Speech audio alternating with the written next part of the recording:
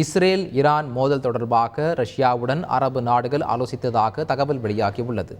மத்திய கிழக்கில் ஏற்பட்டிருக்கும் போர் பதற்றம் குறித்து ஆலோசிக்க வேண்டும் என்ற கோரிக்கை அடிப்படையில் ரஷ்ய வெளியுறவுத்துறை அமைச்சர் செர்ஜி லாவ்ரோவை அரபு நாட்டு பிரதிநிதிகள் சந்தித்து பேசியதாக அந்நாட்டு வெளியுறவுத்துறை அமைச்சக செய்தி தொடர்பாளர் மரியா ஜாக்கரோவா தெரிவித்துள்ளார். மத்திய கிழக்கில் ஏற்பட்டிருக்கும் பதற்றமான சூழல் கவலையளிப்பதாக சீனா தெரிவித்துள்ளது.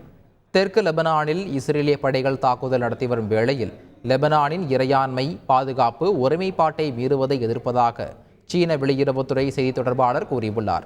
பிராந்தியத்தில் செல்வாக்கு கொண்ட நாடுகள் மோதலை கட்டுப்படுத்த நடவடிக்கை எடுக்குமாறும் சீனா வலியுறுத்தியுள்ளது. ஈரானை விட்டு ஜெர்மன் நாட்டவர்கள் வெளியேறுமாறு ஜெர்மனி அரசு அறிவுறுத்தியுள்ளது. இஸ்ரேல் மீதான ஈரான் ஏவுகணை தாக்குதலுக்கு ஜெர்மனி கடும் கண்டனம் தெரிவித்திருந்தது. இதன் தொடர்ச்சியாக முழு பிராந்தியமும் கொந்தளிப்பாகவும் பதட்டமாகவும் இருப்பதால் ஜெர்மனி மக்கள் ஈரான் நாட்டிற்கு செல்ல வேண்டாம் என்றும் ஜெர்மனி வெளியுறவுத்துறை வலியுறுத்தியுள்ளது. செய்திகளை உடனுக்குடன் தெரிந்து கொள்ள உடனே சப்ஸ்கிரைப் பண்ணுங்க.